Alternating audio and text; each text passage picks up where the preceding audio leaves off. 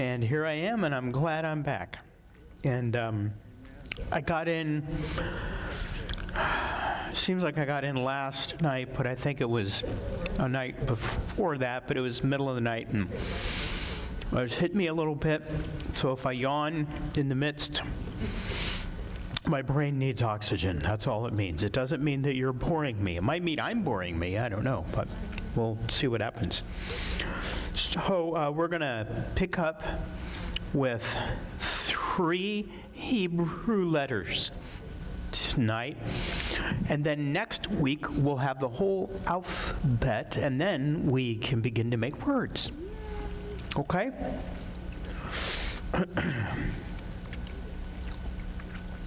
The letters that we're going to look at tonight, and I have them all up here in miniature, what we have already learned.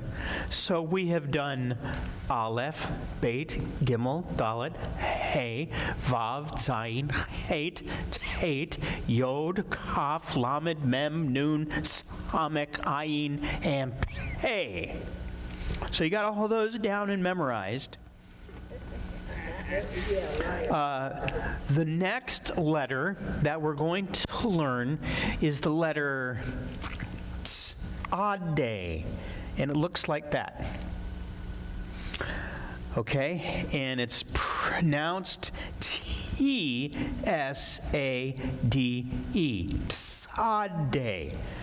Okay, so if you slow it down, you can hear the T and the S. Okay, Tzadeh. Now, you will notice there is another letter up there that looks a lot like Tzadeh. What is it? Ayin. Ayin. Okay, so the Ayin looks like this. Okay, it's like a letter Y, and the second line of it goes down and over. Okay, with the Tzadeh, the second line goes over to the right and then to the left. Okay, so you don't want to get those confused because they make a completely different sound. You might remember the ayin is what? What sound does it make? Silent, right? Okay, it takes on a lot of different sounds depending on the vowel that is beneath it, and we haven't learned vowels yet. We'll do that later, okay? This letter is a consonant, Tzadeh, and it makes the sound TS. So when it's in a word, it's pronounced ts, okay? Just like the sound of the name, okay? They believe that the ancient letter was a picture of a trail, meaning a journey or a hunt, or there are others that believe that the ancient picture of it was one of a man kneeling. So it means to humble. Okay? And you may ask, well, which is it? Why don't we know? I don't know why we don't know, but we don't know. So it's one of those, and sometimes I've used it as both. A man going on a journey that's humbled, and maybe humbled by the journey. Okay? All right, so that's Tzadeh. The next letter is the letter Kof, and it looks like, almost like a P that does not connect. Okay, so it's like a line and then a greater than or lesser than, depending on which side of it you're on, mark. Okay, that's the letter Kof, and it makes the sound K. And there's a couple of other letters that make that sound as well, right? There's the Kaf. Okay, and it's easy to get these confused, Kaf and Kof. And the way that I remember it is the letter, you have with a Kaf, you have like K-A, and then with a kof you have like K-O or U. Some people pronounce it with the U. That's later in the alphabet, so that letter is later in the alphabet. That's the way I remember the difference in them. And originally, this letter looked like something like this, and it represented the horizon. Okay, and the horizon in Hebrew represents what's out there, what's unknown. Okay, so what's unknown is beyond the horizon. Okay? And the last letter we'll learn tonight is the letter Resh, which is easy because it makes the R sound like the letter R, Resh, okay? And a Resh looks like a backwards R, okay? Actually, it looks just like an R. It's not backwards at all. I'm getting my backwards and my forwards mixed up. Okay, no, I got the Resh mixed up. That's what happened. It does look like a backwards R. Pat Hadley, it looks like this. Okay? And so whenever you see something that looks like a backwards R, it makes the sound of R, Resh. All right? And the Resh originally was the head of a man. Now, if you have this and you're looking at it and you're looking at the originals and you can look at that, it looks just like the head of a man. I can't draw that. So enjoy looking at that right there. This is what I'm going to do. It's like the head of a man that's like a really thin stick man. All right? All right, now let's do all of the alphabet up into Resh together. If you have to read the English transliteration, you can do that. Or if you can do it by just reading the Hebrew, that's great. Okay? So here we go. Aleph, Beit, Gimel, Dalet, Hey, Vav, Zayin, Hate, Tate, Yod, Kaf, Lamed, Mem, Nun, Samek, Ayin, Pei, Tzadeh, Kof, Resh. All right. Very good. I don't know if you did very good, but I could hear you in the background. All right, so now that means we only have 2 letters left that we'll do next week. All right? Now, this is really nice that we've learned the alphabet, and then we're going to begin to move into putting letters together and making words, but we have 4 more books of Torah left. Right? Because this is the last lesson in Genesis, Bereshit. All right? In the book of Bereshit. Boy, it's so good to be back. I got off the airplane and I was like, oh, it wasn't below 0. How nice was that? There's nice snow all around, so it looks all lovely. And it's just good to be back. And I missed all of you. So I wouldn't have missed it if I were here. You're right. I wouldn't have missed it. Yeah, that's what I heard. Yeah, I think I was. No, I wasn't. I left and then it happened. And yep. All right. Well, now, the reading was not much.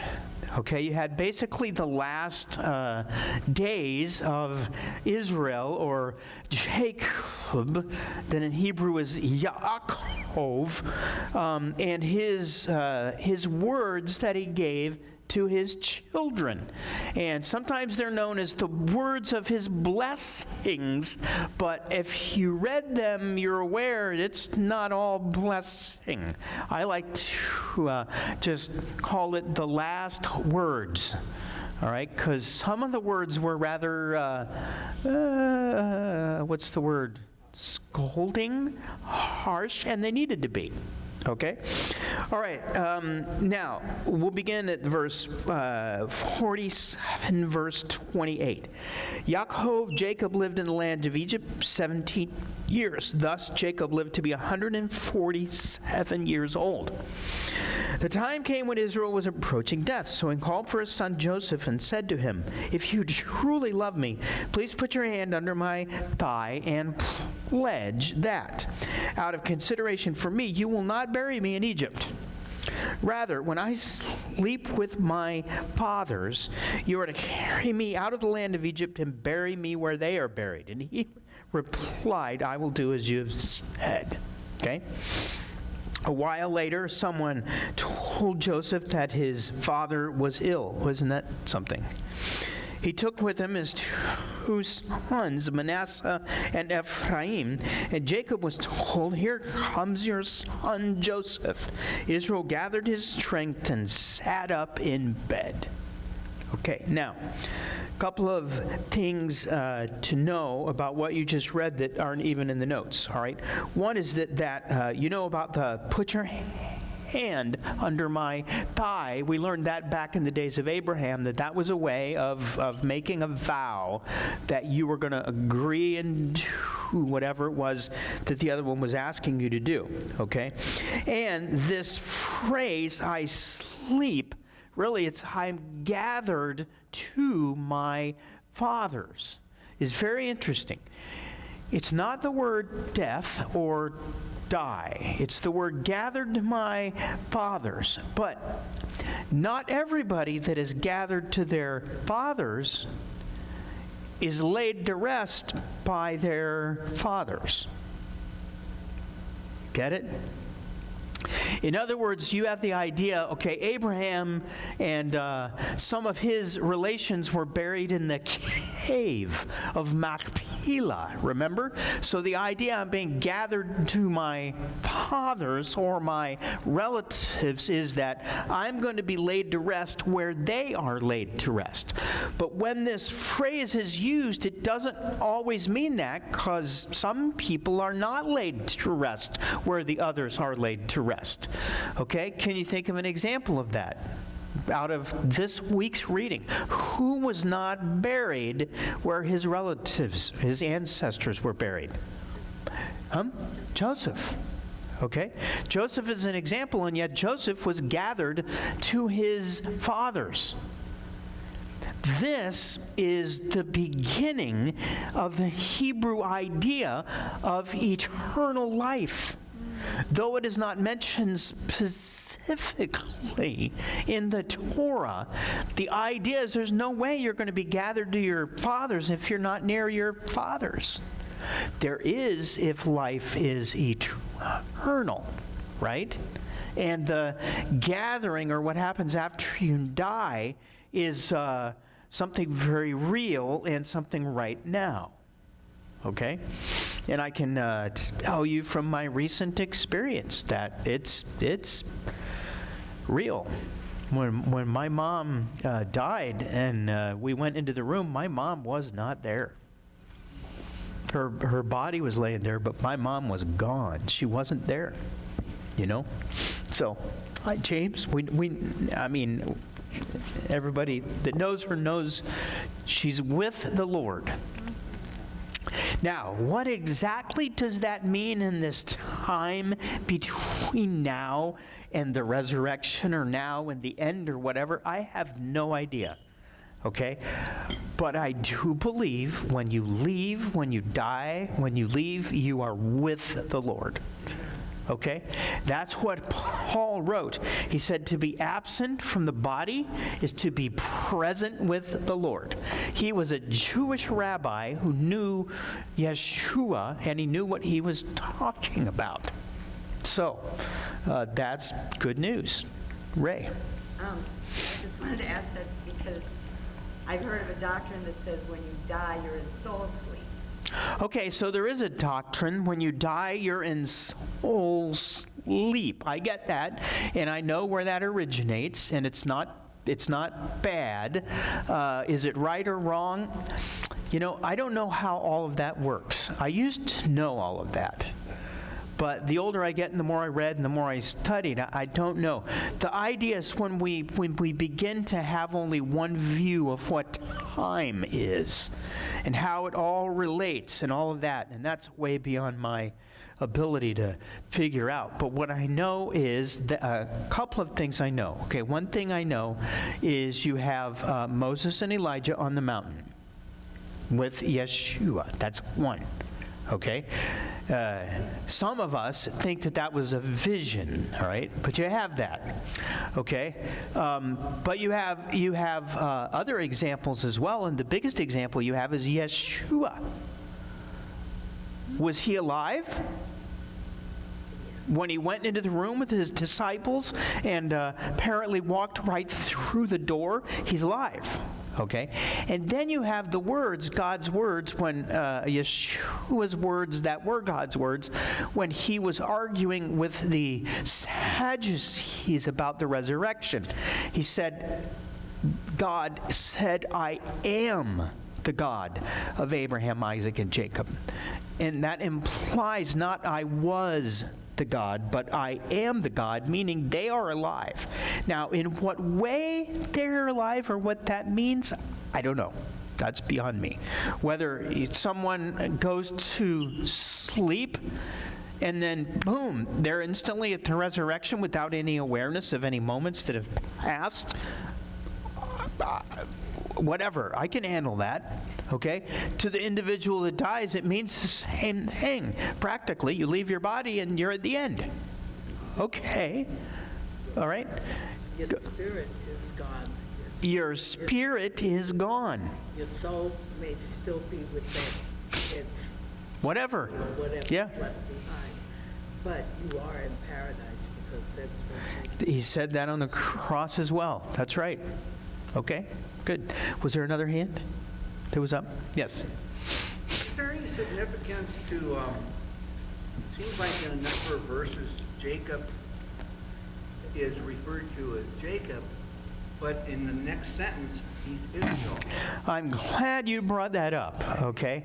What he asked is, over and over again, and this is going to happen in the Torah often, where Jacob is known as Jacob, and then a verse later, he's known as Israel, and then a verse later, he's known as Jacob. And I don't know, maybe you didn't read the notes, but that's the next line in the notes. Okay, because what is here is Jacob was renamed Israel, and however, he continues, that's a typographical error there, to be known sometimes as Jacob and other times as Israel. Okay? Now, from everything that I've read, there's no rhyme or reason to why and when. Sometimes it's Jacob, sometimes it's Israel, okay? So there's a couple of ideas here. One is God doesn't delete your name when he gives you a new name. He doesn't delete your old name. In Book of Revelation, it talks about getting a new name, okay? Well, that means a new character, or maybe. But that doesn't necessarily mean that your old name is done away with. That's one idea. But the second idea is the realization that there is a struggle within all of us in being the new us.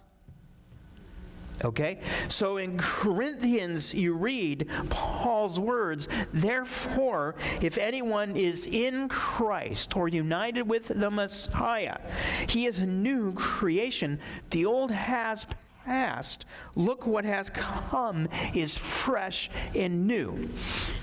And I have heard a lot of messages that your old man is dead. You don't need to deal with your old man or your old nature or whatever anymore.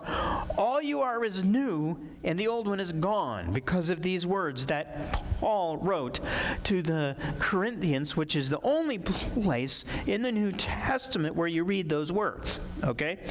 And there's another thing about those words is the tense of the verbs indicates that the old is passing away and the new is arriving, which to me speaks of the idea of a process, not an instant.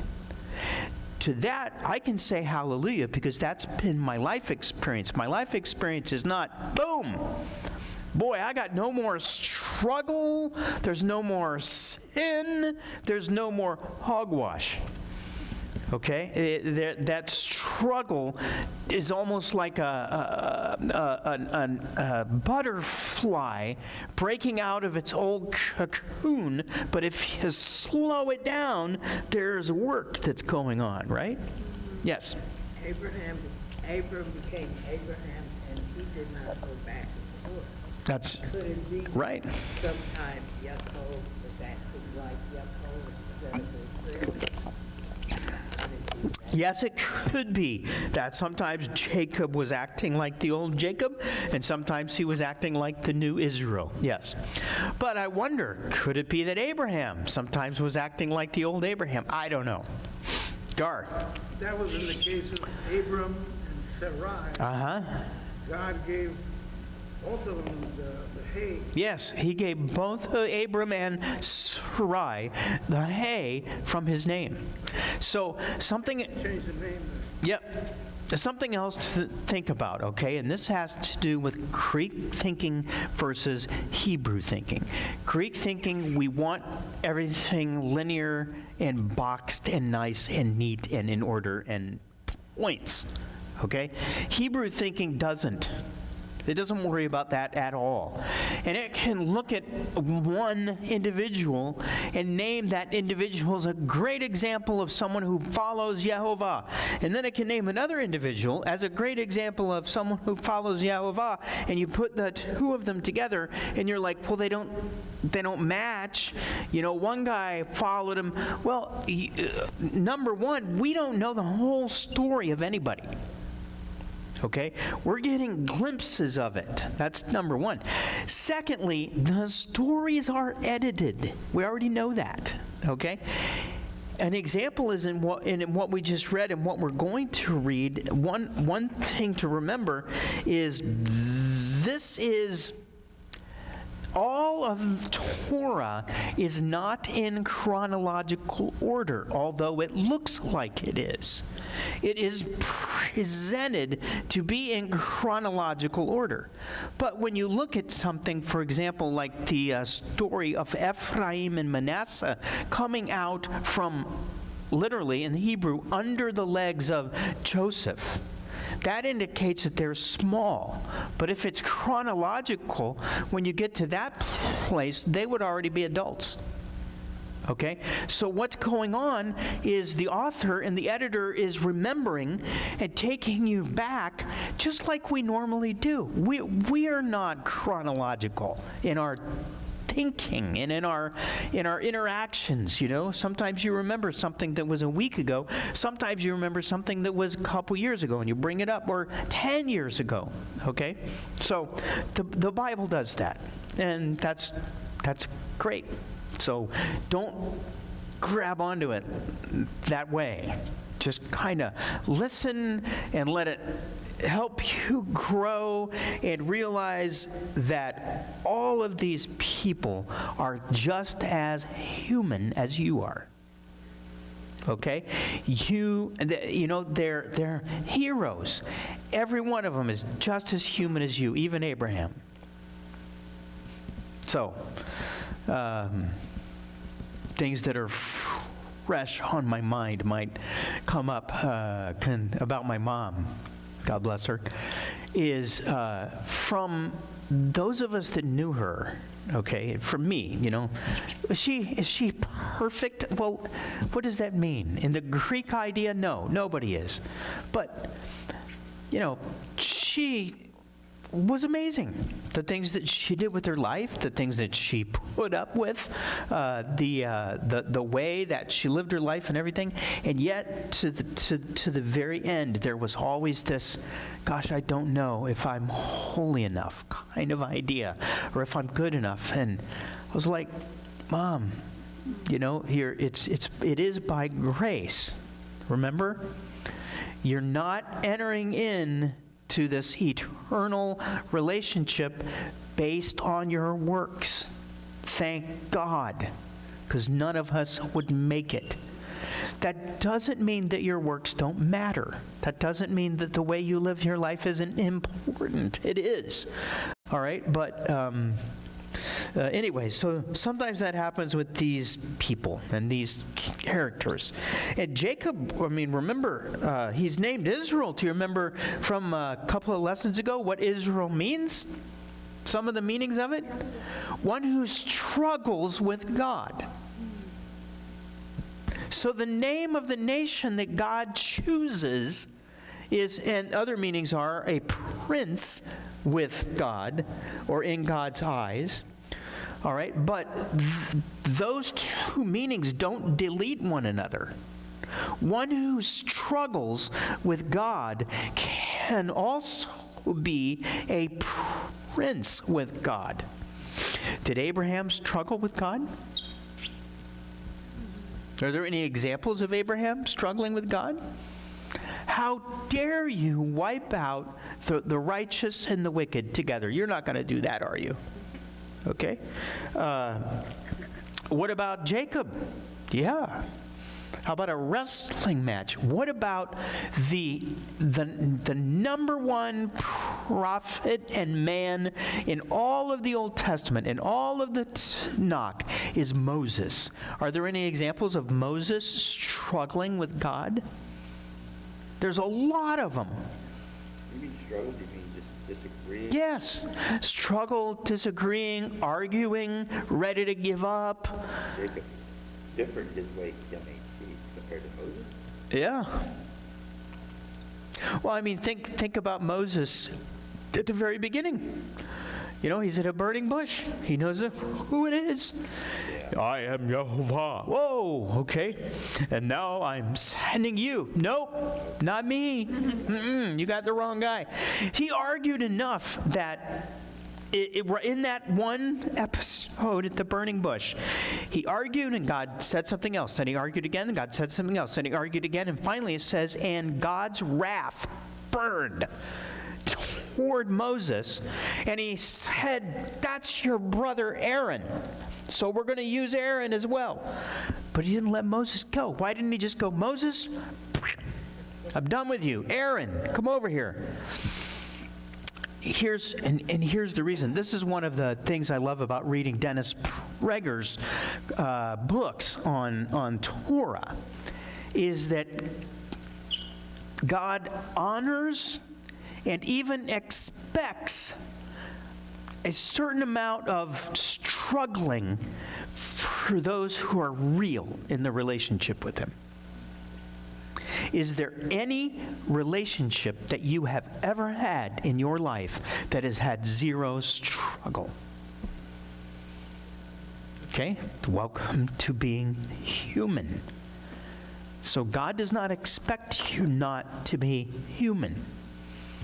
He expects you to hang in there and learn how to obey and follow Him, and learn how to love Him, and learn how to act more like Him. So, okay, sorry, I'm preaching now. Got away from the notes. It has been a while. Okay, so I included in the notes some ideas from David to his son, Shlomo, Solomon, right before David was ready to die. Okay? And his words are amazing. It says, the time came near for David to die, so he commissioned Shlomo his son as follows. I am going the way of all the earth. Just let that sit there a minute and realize, and let it remind us, may we let it remind us that all of us go the way of the earth. Okay? Therefore, be strong, show yourself a man. Whoa. Okay? So, David's like, Solomon, be a man. Okay? And then he outlines what that means. To be a man. Observe the charge of Adonai your God, to go in His ways and keep His regulations, mitzvot, rulings, and instructions in accordance with what is written in the Torah of Moshe, so that you will succeed in all you do and wherever you go. That is such a theme in Torah that it happens over and over again. Do you remember the book of Joshua? The beginning of the book of Joshua says it, I think, 3 times.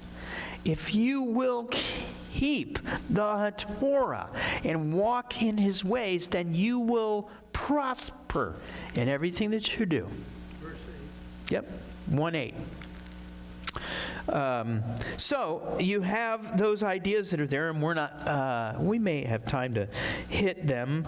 You already know a lot of these Hebrew words, but they are the words that are translated ways, regulations, mitzvot, rulings, instructions, and Torah. In English, it looks like that's all one word. Okay? But in Hebrew, there are nuanced meanings to all of those words. So all of those words mean something a little bit different. Okay? Derek means a way, a road, a journey, the way that you walk. Okay? Which means your manner of life. Regulations is chukah, and it means an enactment or a statute. Okay? Mitzvot means commandment or order, and in Judaism came to mean good deed. A good deed is a mitzvah. We're doing a mitzvah. Rulings is mishpat, which means judgment and legal ruling. A judgment and legal ruling is something that's used, just like it sounds like, in a court of law. Okay, there are those commandments and those ideas in Torah. So what do you do when you have Torah and you have a mishpat, that's a ruling, that's a legal ruling, but you don't have a legal context into which to do it? What happens? Do you understand the question I'm trying to ask? Okay, a rule like do not steal. All right, what is that? Well, that's a mitzvot, okay, and that's probably a hukah, but it's not a mishpat. It's not a legal ruling. A legal ruling would be if your neighbor's ox, if you have an ox and your ox gores a man, and you knew that your ox had a tendency to gore a man, but you didn't do anything about it, then you are held liable and guilty for your ox goring the man. Okay, that's a legal ruling. That's something you use in a court of law, right? So, what happens if you don't have a court of law? Chaos. Yeah. So, and maybe the ruling can't be made. Who's going to make the ruling? What happens when something like that happens? Now you know a little bit about what Moses dealt with when he said to God, every day they're coming to me to make these rulings.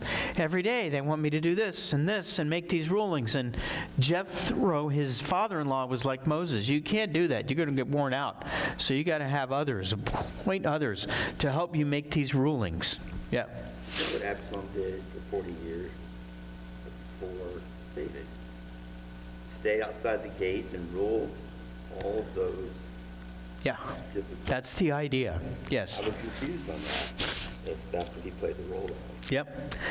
So anyway, no, don't worry. That's perfect illustration. Then you have instructions, which in Hebrew is the word, I don't know why the English transliteration didn't translate there. It would be adot. Adot is instructions, and it means testimony. So an instruction can be a testimony. That's interesting. Okay, something about the way you live that is a testimony to others. Well, why are you doing that? Why are you doing this? Why are you doing that? Well, because I'm following the Lord, Yehovah, and this is a testimony about the way I'm living, why I'm not doing that, or why I am doing this. Okay, and then you have the overarching word Torah, which means direction, instruction, and teaching. David says to his son Solomon, I want you to keep all of those. Okay, I want you to have all of those. Now, remember the word keep. What does that mean? Do you remember what word that is in Hebrew? Shamar. What does it mean? Protect and guard. Okay? So think of it like this. If you look at all of Torah as a book of a list of a bunch of rules, you're not going to make it. Okay? There are rules and rulings in there. All right? But all of it, all of the rules, all of the rulings, things which are for you and things which are not for you, things that are for men and not women, things that are for women and not men, things that are for Levites and not for non-Levites, things that are only for if you're living in the land of Israel. All of those is our responsibility to guard them. Okay? What does that mean? That means we're not going to erase them out of the book. We're going to guard them. We're going to study them. We're going to learn them. We're going to guard them. It's like guarding the Word of God. So, does that make sense? Yep. Right. So I have a question about Yeshua when he forgave the woman that was caught in adultery. Caught in adultery, yes. I thought, how could he just let her go? She was guilty, you know. But there weren't two witnesses, so would that be Bingo. a legal thing? Yes. And there not only, well, there were a bunch of witnesses, but the witnesses may very well have been lying. Okay? When Yeshua wrote in the dirt, one of the ideas about this is he wrote the commandment about bearing false witness, which is basically his way of looking at them and going, really? Are you really going to? Because if you bear false witness, then guess what the penalty is? Death. So you're bringing this woman here and you want her to die, and I'm letting you know if you're not being honest, you're going to die. And they left, and they walked away. So he said, where are your condemners or your accusers? She said, they're not here. He said, I don't accuse you either. Now go and sin no more. Now go and sin no more was something he said more than once. I think he says that to all of us. Seriously, I think he says that every day. Hey, go, sin no more. All right? Sin, those without sin cast the first stone. Right. So they may have had other sins. So, well, they did. No, undoubtedly they did. Yep. So it was a legal rendering, but it was, man, you know, here's something else about that we don't often equate these words with Yeshua or with Jesus. There's a guy years ago named Dallas Willard. He wrote a book. The name of it is The Divine Conspiracy. In that book, he opened my eyes to the reality that Yeshua is the most brilliant man that ever lived. Not only is he all of the religious ideas that we have, but he was absolutely brilliant. And his way of debating and arguing and bringing things up. And see, it's easy, you know, for us from the Christian end of things, where it has been, we have leaned to the idea that Jesus is God enough that it has ruined our idea that is also presented in the Gospels that Jesus was a man. Okay, so we just kind of take it all and lop it in there together and go, well, yeah, he was the most brilliant man that ever lived. He's God. Okay, but think of Yeshua, the man on earth, as a man. That's the way he is presented in the Gospels. That's the way Paul wrote about him in Philippians, that he gave up that divine divinity or whatever. Okay, so we're meant to realize that Yeshua, the man, was a man. He wasn't a man with he wasn't, and this was one of the, I think, Gnostic groups believed this, that Yeshua wasn't really a man. He was God that looked like a man. He was God in a man's suit, okay? But he was, that doesn't work. The new man. Yeah, he was the second Adam, which means he's the man that Adam ought to have been or was designed to be. Okay, but he was brilliant, so in all of that. With the lady caught in adultery, that I don't think the text directly alludes to it, but in a way, emotionally it does maybe, is that she had, because the law, the extent of the law was the punishment of death. That was the full extent. Yes. But I think he knew in her heart that she was not in a place of where she wanted to be committing those acts, and she wanted out of it. She wanted freedom and peace, and wanted to get away from that sin, and did not have a way out. A very patriarchal society will suppress women so terribly so. But he knew that in her heart. He was happy to show her, you can do this, and I've got your back. That's a very Hebrew way of looking at that. Yeah, it's beautiful. And I always thought that I know he knew her heart. Okay. But how is he going to get her out of this? Right, he's so clever. And because somebody could Boom. have said, if you let her go, you're sinning. This is Right. law. Right. But there weren't two. Yeah, there weren't, and so you have more than one thing going on here. You have that, and you have the idea that the laws were not what we are given in Torah with laws about crimes is we're given the limit. Okay? You didn't always have to, any more than our legal system today. Our legal system today doesn't often carry out the limit. Okay, you deserve to be executed, but I'm going to give you 50 years in jail. Okay, there you go. Okay, same thing in Torah. You're given the limit, which is why death is not a, there's not that many actions that deserve death in Torah, or that are given death as the limit. Which is one of the things I think that John was bringing up in one of his letters, where he said there is sin that leads to death. Okay, there is a sin that leads to death, and I believe he was talking about Torah and the ones that have the death penalty to it. Well, this brings up another can of worms. So let me open this can of worms right here. And something that is brought up often in Christian circles that makes me crazy. No. That I never even years ago, before I was even really digging into Torah, I knew that this was not right. Because somebody would say it, well, all sins are equal. And I was like, I remember when I heard that from a young man. He said, well, all sins are equal. And I said, stop. Say that again. He said it again. I said, where do you get that idea? He said, well, it's in the Bible. I said, where? Show me. It's not in there. The opposite is in there over and over and over and over and over again. Why do you think that there's one sin where the penalty is you pay back 5 times the amount? There's another sin you pay with your life. Okay, there's another sin where what you have to do is go, forgive me, sorry. It's because they're all different.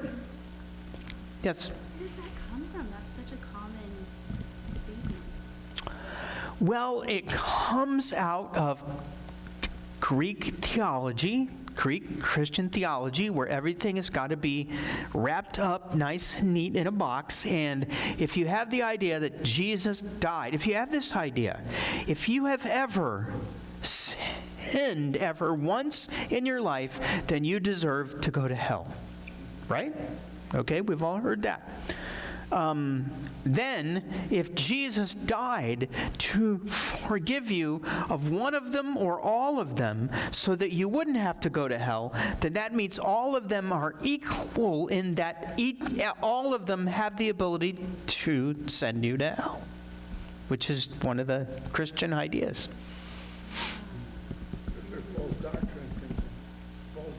That's right. Yes. And isn't it also, he's forgiving us of sin, our sin nature. I mean, he's getting rid of that.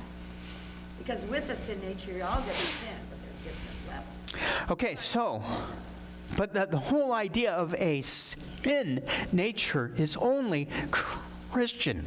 It's not Hebrew. In Hebrew, you have two natures all at once. And the reason that you have two natures is because you have been given a great gift known as free will. Okay? That's what makes you human.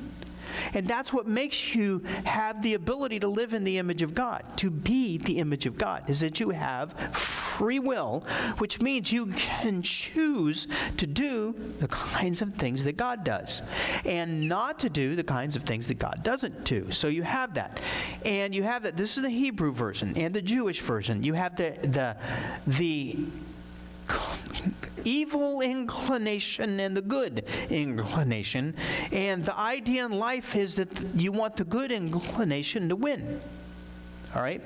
Now, it's wonderful that Yeshua and Yehovah forgives us and offers forgiveness for all of the things that we have, all the ways that we've listened to. I'm not sure I understand. Stop. All the ways that we've listened to the evil inclination. Okay?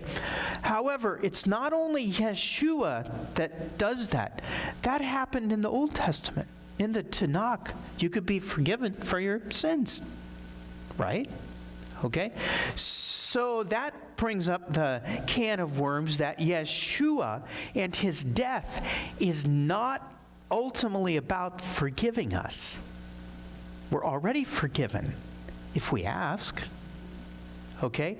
If we accept God's forgiveness, as it is written all over the scriptures, he will forgive us.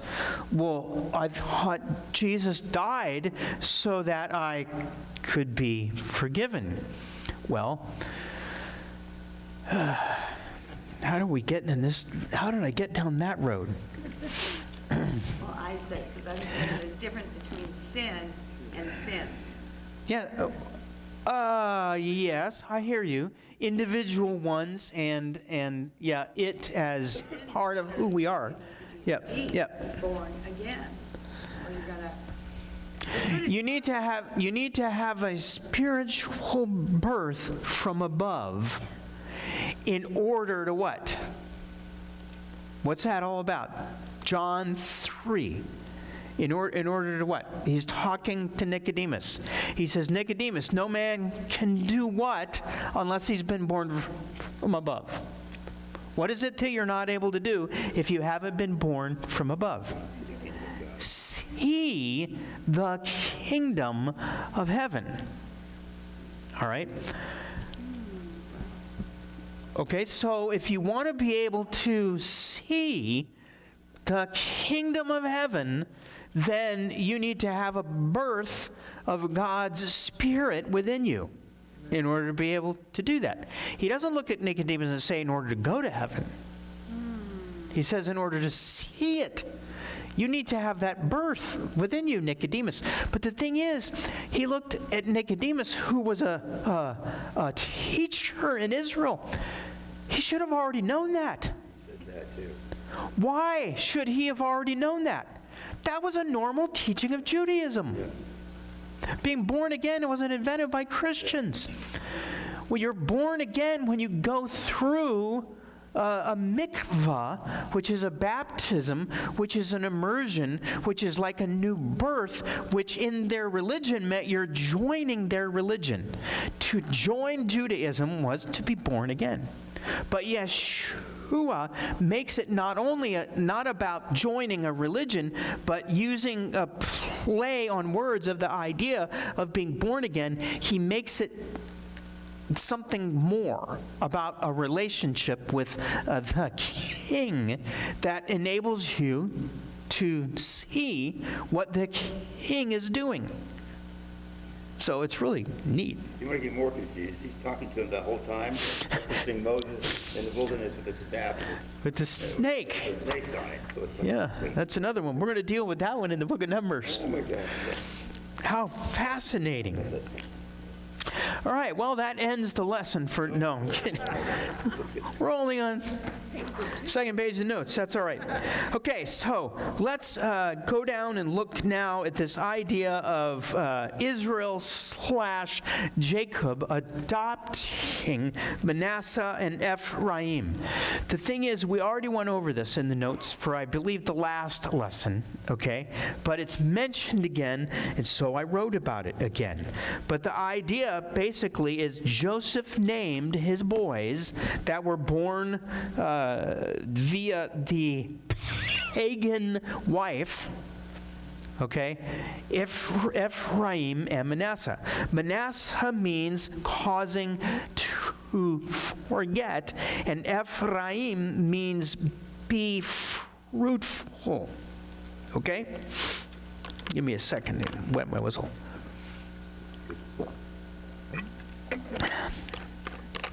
So who was the firstborn? Manasseh.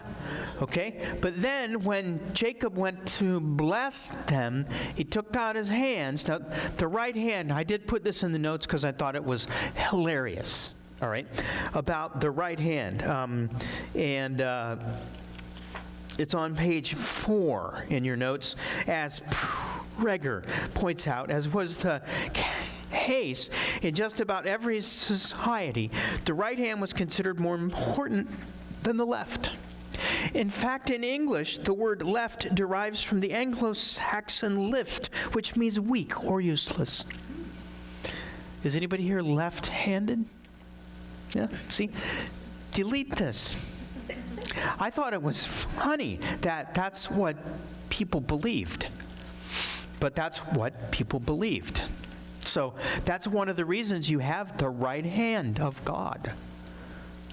Well, I'm like, what's wrong with the left? Okay? What's in their? It's in their culture. That's another element of it that I didn't write in the notes. Okay, so he crosses his hands. He blesses one ahead of the other. All right? The whole reason he adopts them is that is going to give Joseph a larger bit of the inheritance, because Joseph is Ephraim and Manasseh, because they're out of his body, so they're his, okay? And you're going to have two tribes that are not, if you will, going to be in the lineup, okay, of the inheritance. One is Joseph, but Joseph is going to be in it via Ephraim and Manasseh, but Levi's not going to be in it, Levi, because they're going to be the priests, right? Okay, so that's one of the things that's going on, but there's a lot more going on than that, okay? If you look at page 4, there's a little outline here of some of the things that are going on in Israel's blessing of Ephraim and Manasseh, okay? Number 1, the first blessing, because he did it and then he did it again in front of all of his sons. But this first one was in private. Israel blessed Joseph and his children separate from his brothers. Perhaps he was trying to avoid more jealousy and bitterness from his other sons, because they already had this deal with Joseph, this family, background of, and so rather than take Joseph and lift him up above all the other brothers and say, look, now I'm going to bless Ephraim and Manasseh and adopt them, he did it privately, okay? Secondly, Joseph brought Manasseh and Ephraim, who were, if you think about it, half Gentiles, right? Okay? He brought them close to Israel. Joseph, their dad, brought them close to Israel. There is still great blessing when Gentiles draw close and are adopted into Israel, like every one of you. And regardless of what the nation of Israel over there in the Middle East says about you, you are Israel, just as much as Ephraim and Manasseh. That's right. Okay? Abraham is all Gentile. right? Kids are all happy. Yeah. So this whole idea of the Jewish race, the pure Jew, nope, not at all. Okay? It's always, to be a member of Israel, always, what have you had to do? You had to enter into the covenant and follow his ways. Okay? 3. Israel intentionally switched the order of the boys from Manasseh and Ephraim to Ephraim and Manasseh. Why? Okay, one is the idea that we're going to forget what's behind us, and we're going to be focusing on the future. Okay? Secondly, from Manasseh will come Gideon, one of Israel's great leaders. But from Ephraim will come Joshua, who in Judaism is greater than Gideon, leading Israel into the land, and after whom our Savior is named. So you have Manasseh is going to be important and relevant, but Ephraim is going to be more important and more relevant. Yes? Were you blessed based on their character? Any sense of how a blessing was bestowed? I think yes. The other? I think yes. I think that's an element of it. I think another element that we are meant to read is that God was moving in the words of the blessing, and it was going to be something that was a prophecy of what was going to happen. But I think it both. And, okay?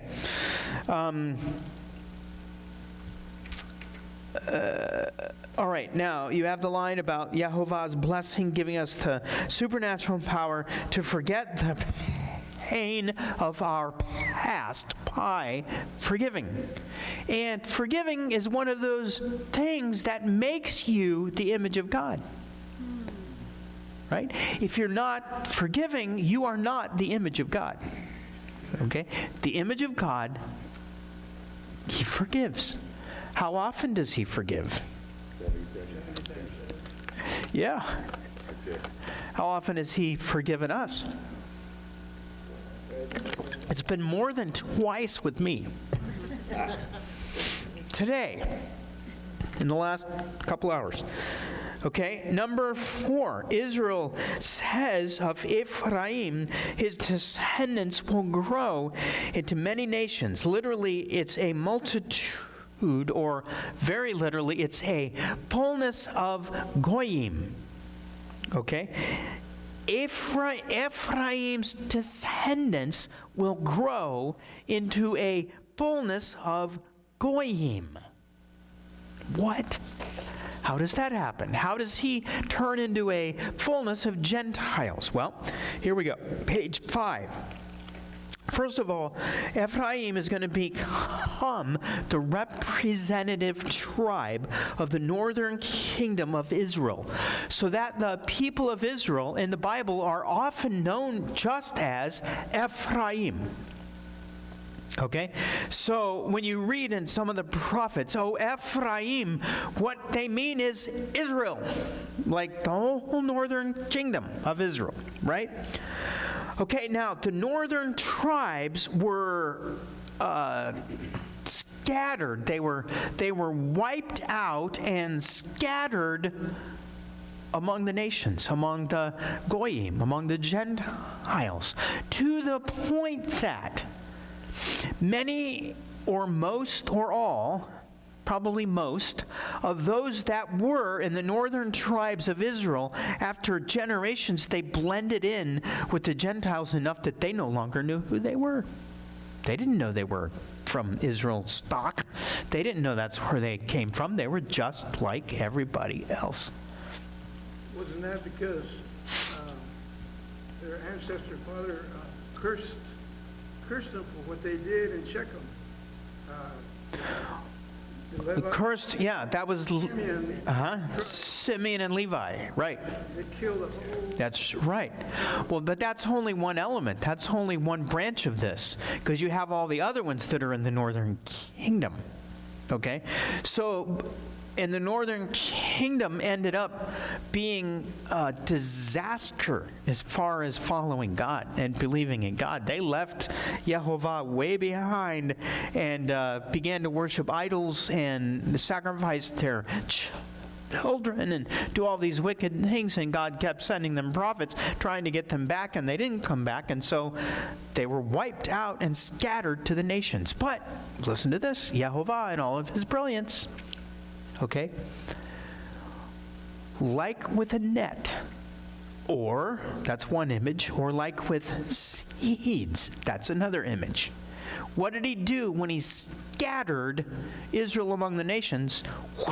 He scattered seeds. And then they ended up out there, and then something happened. They began to plant and grow roots and grow up, and now he's going to bring them back. Just like taking a net, throwing it out, bringing them back. Okay, that's a picture of something that happens in the gospel. And remember, what happens when a Gentile comes to faith in Yeshua, it follows his ways, becomes part of Israel. It's like a reunion. Okay? Paul writes about this in the book of Romans. And I'm going to do something very dangerous and remove 2 verses out of Romans 11 and let you look at them. Okay? For I do not want you, brethren, to be uninformed of this mystery. Paul uses the word mystery. What's a mystery? Something you don't know. Okay? Here it is, so that you will not be wise in your own estimation, that a partial hardening has happened to Israel until the fullness of the Gentiles has come in, and so all Israel will be saved. That word that he uses there, fullness of the Gentiles, is the exact same Hebrew words that Jacob is using in his pronouncement about Ephraim and Manasseh. With you will be fullness of the Gentiles. So that's all related somehow. Isn't that neat? I think that's amazing. Now, as to the when in all of that all happens, I don't know. Fullness, when is the fullness of the Gentiles realized? You know, I don't know. It's mentioned more than once, though, in the scriptures. What does the fullness of the Gentiles mean? Does it mean the number? Once we get to a certain number, God goes, all right, that's it. Now we're bringing about the next. Or does it mean fullness in the, because the word can mean both, okay? Fullness in the sense of you have a full knowledge of your God now. Okay, so think about this. In the year 300, with the birth of the religion of Christianity, and then Christianity all of those years, all right? But in all of those years, you had a bunch of Gentiles that were coming to believe in Jesus, but they didn't know anything about the stuff that we're learning with Hebrew things and all that, okay? There was not a fullness there. In our days, okay, on earth, there are a lot of people like us, formerly Gentiles, who are gaining a fullness that we didn't have. Okay? Not because we're better than anybody else, but because of something God is doing. There's no way that you and I are arriving at these things because we're brilliant. Okay? We're arriving at these things because God is doing something in our day. So, hallelujah. It's great. And the fact that sometimes other people don't get it or call you, don't worry about that. Okay? They'll get there. Pray and just be who you are. Don't worry about that. Right? Just Pete, yeah. James, send James on him. Okay. Number, where are we? That's number 5. Okay, number 5 we're on. Israel and Jacob added this blessing on them that day. Israel will speak of you in their own blessings by saying, may God make you like Ephraim and Manasseh. To this day, the Shabbat blessing in Judaism for boys is, may God make you like Ephraim and Manasseh. Okay? So those words are fulfilled every Shabbat in the prayer. Number 6, Israel's blessing is a pattern for parenting, which is amazing coming out of these guys. Okay? When we verbally bless our children, it has the power to mold their lives. That doesn't mean the rebuke and correction are not important, but the blessings need to outweigh the corrections. Okay? Bless, bless, bless, bless. Okay, now, Israel, Jacob goes on to bless and prophesy over the rest of his sons.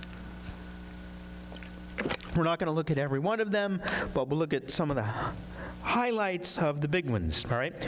Reuben, he says to Reuben, you are my firstborn, my strength, my first fruits of my manhood. Though superior in vigor and power, you are unstable as water. So your superiority will end. Because you climbed into your father's bed and defiled it, he climbed onto my concubine's couch. When did that happen? Genesis 35. In Genesis 35, it's mentioned, but then not another word about it until you get to here. He loses the firstborn's blessing. Loses the blessing of the firstborn. Okay? So, here and in several other places, Prager points out, Jacob rebuked his sons for vile behavior. Okay? He doesn't kick them out, but he rebukes them and they lose status. Right? So, let me bring this up as a rabbi trail. Do you think there's status in the kingdom of God? Do you think that there's greater and lesser in the kingdom of God? Yeah.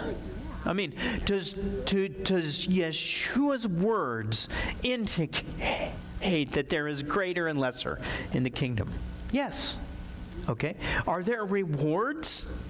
Yes. Are there some people that get greater rewards than other people? Yes. Okay, so those are all things to keep in mind. And if somebody asks, well, why are you trying so hard to be holy? You can say, because I want a big reward. Right? I want a bigger reward. Is there anything wrong with that? Is there anything wrong with wanting a reward? I hope not. No.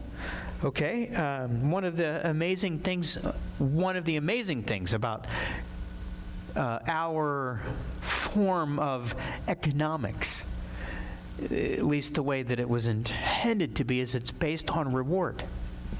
Okay, it's based on the idea that if you work, you get a reward. And you can work in order to get a reward, and there's nothing wrong with that.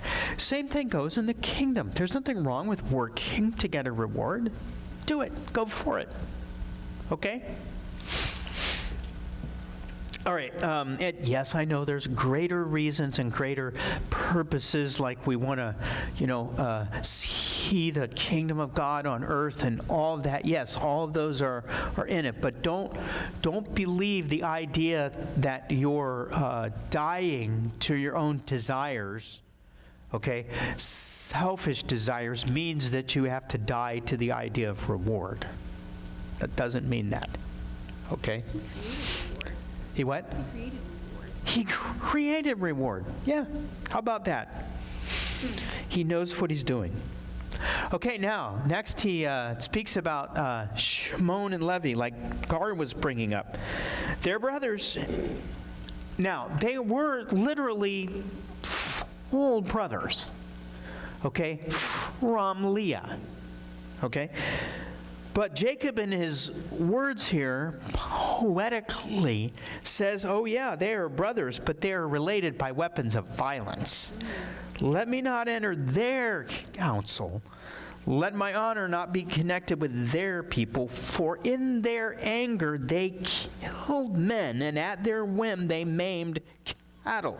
Cursed be their anger, for it has been fierce, their fury, for it has been cruel. I will divide them in Jacob and scatter them in Israel.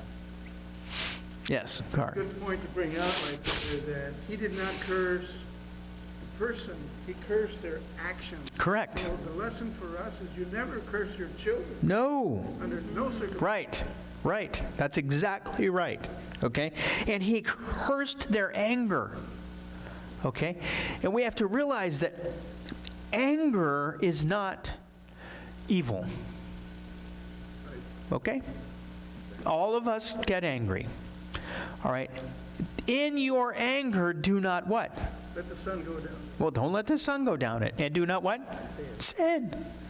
Okay, so both. All right? So when you figure out how to be angry and not sin, would you let me know? Okay? Because it goes into bitterness just like that. So you have to watch it. You just have to be on guard with anger. Our world right now is so angry. Everybody's just angry. You know, the left at the right, and the right at the left, and this is just like, whoa, anger, anger, anger, and bitterness. Well, we know where that leads. That doesn't lead anywhere good.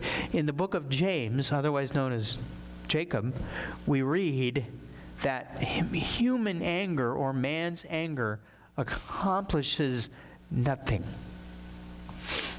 Doesn't do any good at all. Okay? I tell you what it will do. It'll make your blood pressure go up. And that's not good. So, they got angry and they did what? They took revenge not only on the ones that raped their sister Dinah, but on all the men that lived where these guys lived. So, because of that, and remember when it happened, Jacob was like, oh, you guys, shouldn't have done that. You're going to make me odious and the nose of everybody around us. Yep. The thing they did, Simeon in particular, was the one who wanted to kill Joseph. That's right. They threw him in the whatever. Yes. Yeah. And when they went back to Egypt, that was the one that Joseph said, let him stay and let the others go back and talk to their dad. Right. That's right. Reuben Yep. wanted to rescue him from being Yeah. And then he wanted to rescue him. That's right. And Judah. Yep. Now, I thought this was very interesting that there's a saying in the Talmud that says that we can judge a person by how he acts with regard to his pocket, his anger, and his cup. Okay? Pocket is your money, anger is your anger, cup is your alcohol. So, you can be an angry, somebody who is not giving, selfish. You could be an angry, selfish, drunk, okay? Or choose otherwise. I thought that was kind of funny and interesting as well. Okay, next we're going to look at Judah and some amazing things about Judah, from whose line comes the Messiah. Okay, Judah, your brothers will acknowledge you. Your hand will be on the neck of your enemies. Your father's sons will bow down before you. Judah is a lion's cub, my son.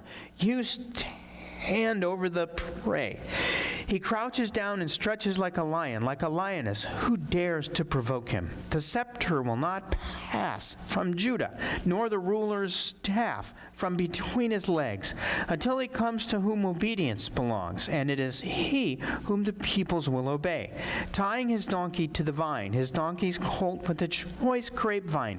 He washes his clothes in wine, his robes in the blood of grapes. His eyes will be darker than wine, his teeth whiter than milk. Wow, that's a lot of poetic language there in that statement, okay? Notice the words, the scepter will not pass from Judah, nor the ruler's staff from between his legs, until he comes to whom obedience belongs. The NAS, the New American Standard Bible, renders that verse, the scepter shall not depart from Judah, nor the ruler's staff from between his feet until Shiloh comes. I know you've heard Shiloh. All right? And to him shall be the obedience of the peoples. Now, Shiloh is not mentioned elsewhere.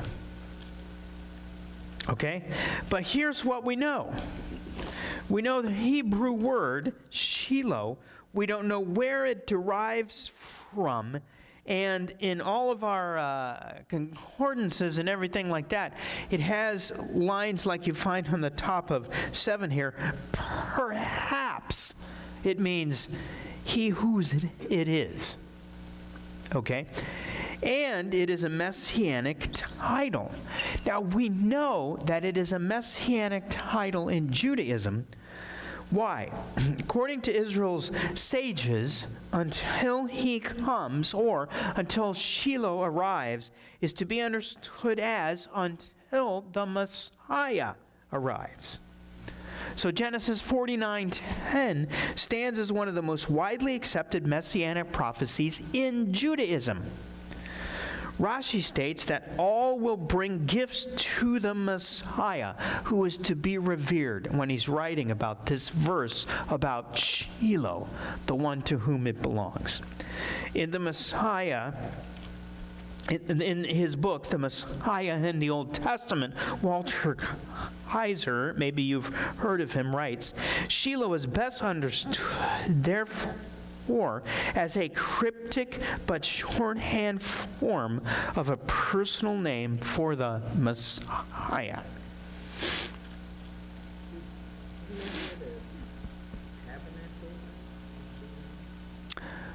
They named it that. Yes, they named that city that. Right. Kind of interesting is somebody comments about the scepter, the scepter and the ring that Tamar had. His daughter. Yep. Yes, that's right. Huh. They have no correlation. I just. Yeah, well, probably it does.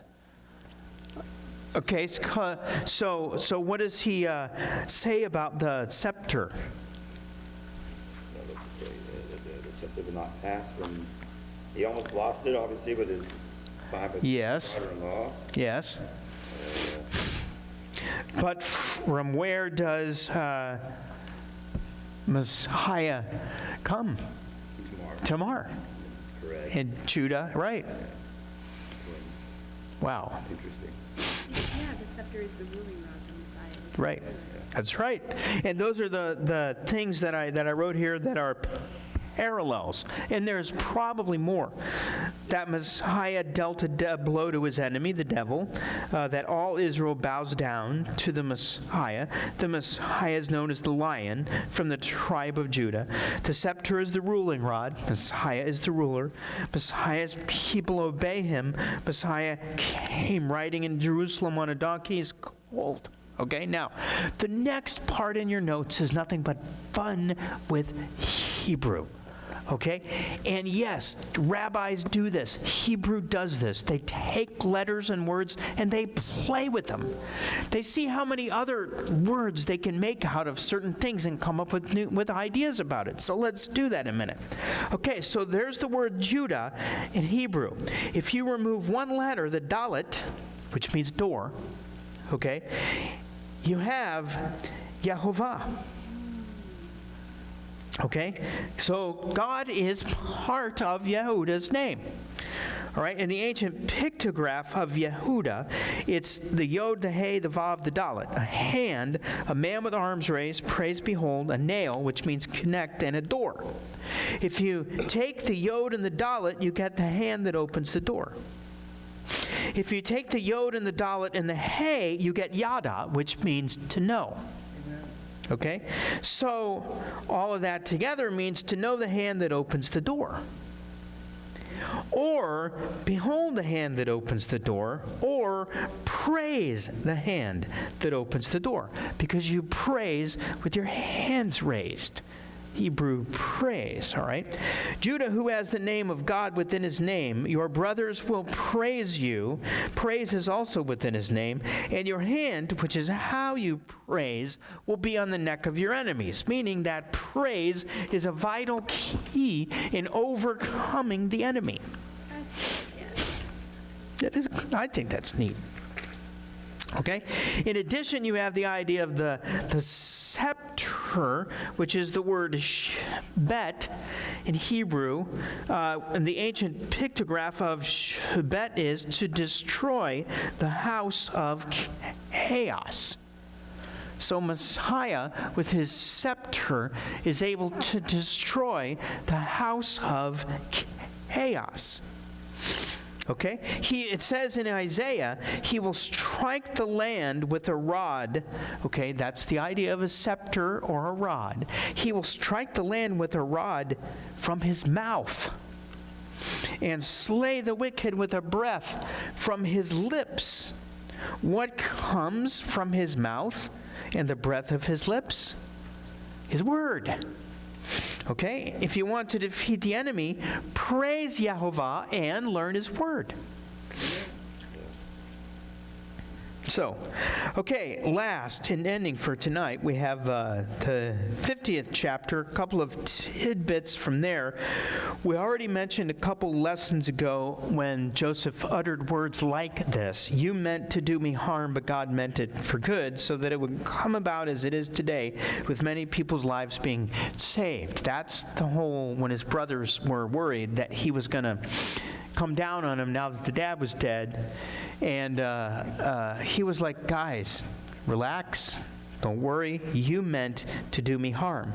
Now, some theologian types use this as proof that everything that happens, God does it. Okay? But the word meant in Hebrew is a word that means weave. To weave. So you can read that.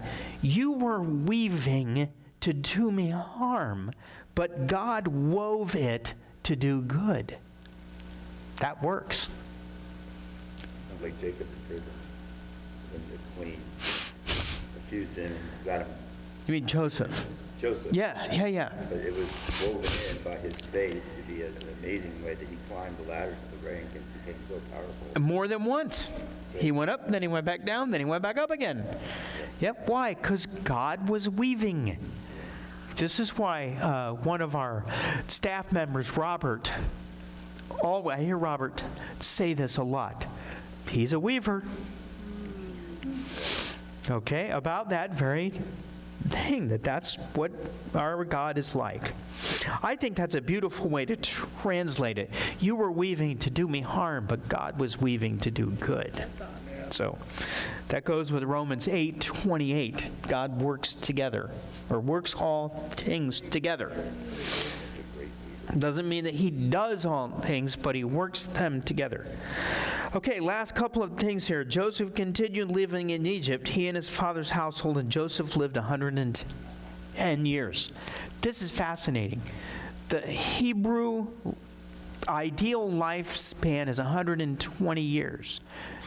The Egyptian ideal lifespan is 110 years. Joseph lived to be 110 years old. So there's an element of Joseph that comes out again and again, even in the Exodus story, where a new Pharaoh comes on the scene that didn't know Joseph, okay? And Yehovah comes to him over and over and over again and says, the reason I'm doing all of this is so that Egypt will know that I am Yehovah. So that the Egyptians will know God has a heart for Egypt. Okay? And all of those people in Exodus, all of the Egyptians, God has a heart for Egypt. All right? And the fact that Joseph was buried in Egypt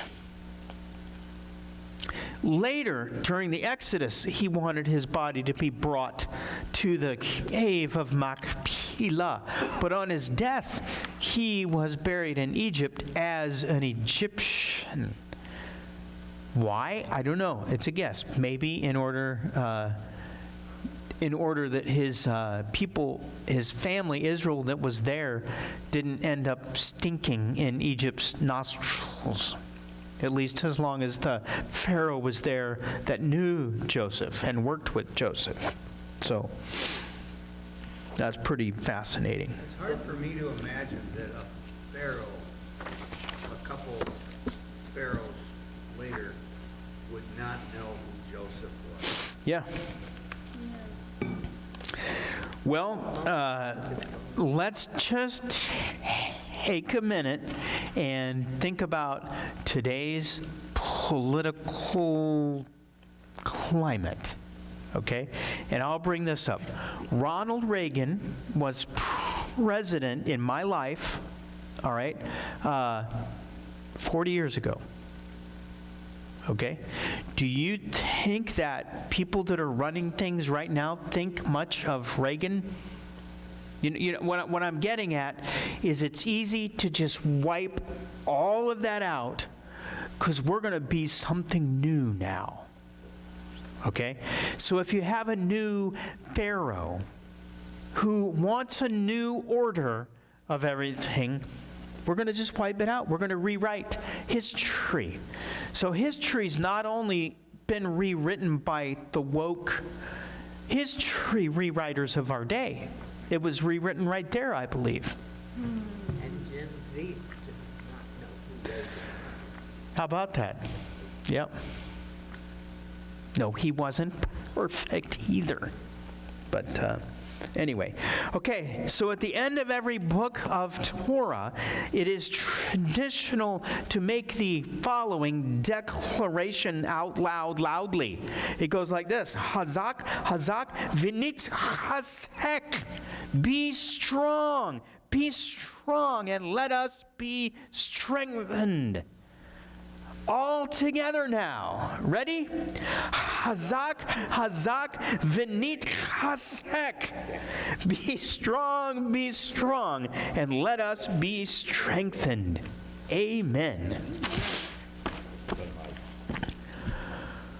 Whew. For some reason, when you told us about the Hazak, I guess the last time, Yeah.